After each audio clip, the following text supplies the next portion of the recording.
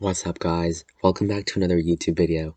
Today I'm here on Minecraft because I want to talk about something that I don't think is talked about enough. I feel as though it's an issue that needs to be resolved soon in some way because it's getting way worse as time passes. What I want to talk about today is how Minecraft has become a little too easy and how it needs to be addressed by the developers on both Minecraft Java and Bedrock.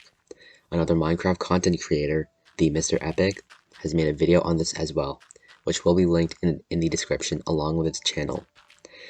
Before we get right into it, I want to ask you guys to like the video and hit the subscribe button.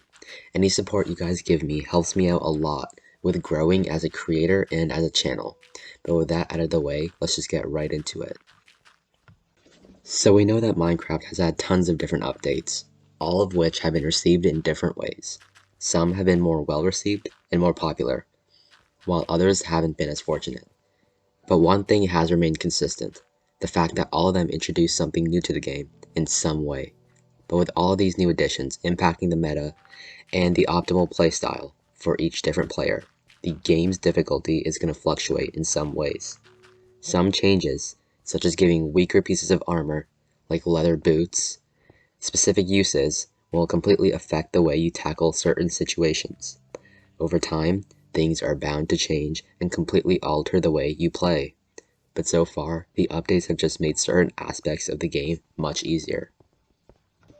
I feel like this can be attributed to various things, like a significant increase in naturally generating lootable structures. Before 1.11, obtaining valuable resources such as diamonds, gold, and iron in a naturally spawning chest was just way more arduous than just mining for it. However, since 1.11, there are now 6 more naturally spawning structures that hold incredible loot reserves. Finding these structures is just a matter of walking around and getting lucky. Of course, this can mean that you're already completely decked out before the first night even approaches in a new survival world, if you get lucky enough, which means you can get right into the rhythm of getting more resources to begin preparing for the fight with the Ender Dragon. But for some players, that takes away from the challenging aspect of Minecraft. When I play games, I personally like it to be a little bit challenging, but not too challenging, and I appreciate the more grindy side of games, since I feel like it delivers a better experience and helps me appreciate the game's details way more than I would if I was just playing normally. The next thing I'd like to talk about is the various farms a player can make to limit the things that they have to grind for. Making farms for your world is a major part of most players' mid-game to end-game experience. I personally think that farms are an absolute lifesaver. I've mentioned grinding, but I think that there's a point where it becomes way too repetitive. Creating iron farms, gold farms, and XP farms creates a way to passively generate resources and can save you tens of hours in the long run. Making farms has become a regular routine for most players when they create a new survival world, but that does decrease the difficulty by a major amount. Before they were patched, creating an AFK fish farm would guarantee an insane amount of levels, food, and enchanted items. You could go from having 0 levels to having level 30 in 1 or 2 hours of letting the farm run. Over time, some farms ended up getting patched, some of the most major ones being the iron farm and the AFK fish farms. Creative players have almost instantly found a way around this and managed to make another version of the farm that serves the same purpose and gets the same job done. I find it kind of funny how despite Mojang's efforts to patch some of the bugs and exploits that lets these farms work, players always find some sort of loophole in the code, which renders the new bug fixes somewhat useless. I guess it's that way with pretty much every big game out there. The code's never going to be perfect despite all the effort that devs put into it. People are always going to discover new bugs and new exploits in the game's code, and I don't think farms are going anywhere either for this reason. As long as Minecraft has a large community, there's always going to be new things to discover every single day. Apart from farms, individual items do make things easier as well. Every single year, there's at least one major update to Minecraft, and each of those updates brings a bunch of new blocks, new items, new crafting recipes, and more new features as well. With the introduction of the Elytra back in 2016, the Trident in 2018, and Netherite in 2020, you have better options for armor, tools, and transportation. The Elytra lets you fly around at tens of blocks per second, with the significant downside of not being able to equip your chestplate at the same time. The Trident lets you do essentially the same thing, but only in rain, thunderstorms, or in the water. I think that's a great way to balance both of these items because honestly, those are probably the best way to fly around in game.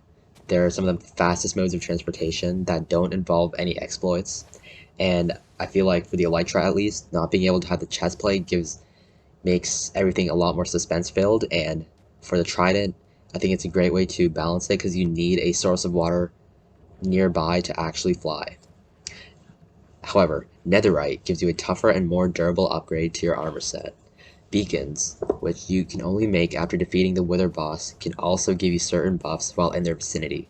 However, once again, exploits involving trapping the Wither in Bedrock have taken away the challenging aspect of this ordeal. Spawning the Wither in a way that immediately confines it to an area where it then suffocates is the easiest and most effortless way to take down Minecraft's hardest boss. This method essentially makes it so that you can farm nether stars, which are an ingredient in the beacon's crafting recipe, quickly and relatively painlessly. With enough powered beacons, you can make yourself essentially unkillable in their vicinity. Status effects do play a large role in giving the player more strength and more durability, but the time limit does provide a decent balance to the various effects that potions or other sources can give you.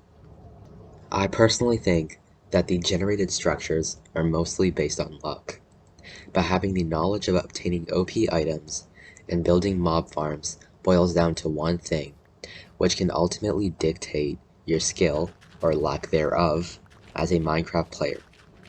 I'm talking about experience. No, not the tiny green orbs you get after killing a mob. I'm talking about legitimate comprehension and understanding of the various features within Minecraft, and of Minecraft as a game.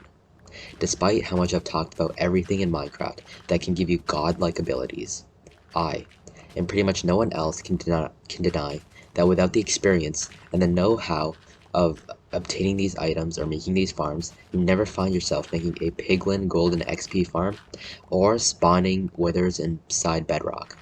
I'm a relatively young player. I only started playing Minecraft in 2016, 6 years ago, which might seem like a lot, but I know I've still got a ways to go before I get to the level of ingenious that more experienced players have. Brewing potions, crafting items, efficiently mining for ores can be done without knowing how to do it. That's why simulating a blind playthrough is pretty much impossible. Without knowing how things work, you probably wouldn't even make it to the Nether. The information the game itself gives you only scratches the surface of what the player is capable of. 99% of the information and the knowledge I have of Minecraft comes from the internet and other YouTubers. I wouldn't know how to do a million things, from knowing how to craft a crafting table to taking on the Ender Dragon, without YouTube or Google or any of the hundreds of thousands of posts on any Minecraft forums. I can confidently argue that the majority of players on either Java or Bedrock fall into the exact same category. The internet's honestly such an amazing tool, and it's made my overall gaming experience, with not just Minecraft, so much better. In most shooter games such as Fortnite, Warzone, Apex Legends, and PUBG, it's a common theme that experienced players are almost always better than players that have just logged in for the first time. It's the same for Minecraft and probably pretty much every game out there. There's a clear skill gap between new players and veterans, which might attribute to the overall difficulty, or lack thereof, of a game. So now, the only question I have is, what do we do about all of this? Up till this point, I've done nothing but complain, but now I want to present some actual solutions. One very obvious solution would be to add mods to your game, which is super straightforward and is pretty much guaranteed to work. Mod packs like RL Craft and Tekkit are very well known and very fun to play around with. Most mods and packs are free, so money isn't an issue here. The only downside is that mods are only available to Java Edition players. Because Minecraft Java is coded on, obviously, Java, creating mods with Java and importing them into Minecraft is a lot easier than doing that with C++, another coding language which Bedrock is coded in. The only way Bedrock players can experience the majority of mods is buying add-ons from the in-game store. And add-ons are literally just remixes of in-game features. So that's really not an option for Bedrock players. However, another possible solution is to make the world's difficulty more customizable in the form of a new menu. This is, in my opinion, the most probable option because it's simple, doesn't use non-vanilla features, and satisfies most communities within Minecraft. We all know that Minecraft has tons of communities, like the Redstone community, the building and creative community, the survival community, among others. Mojang has to program diverse and versatile updates to make sure everyone gets something. If they cater to one community over the others, there's going to be a lot of backlash. However, if they make the difficulty more customizable by making it easier for players to tweak the toughness of mobs, the damage they take, or the hearts they have, it'll be a great feature for a ton of different people with different playstyles to enjoy.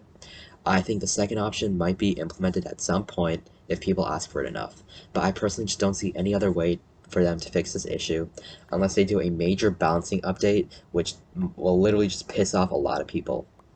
Overall, I think a new menu where you can tweak the difficulty would be the best option for them to go down, because it can apply to future updates as well as present ones.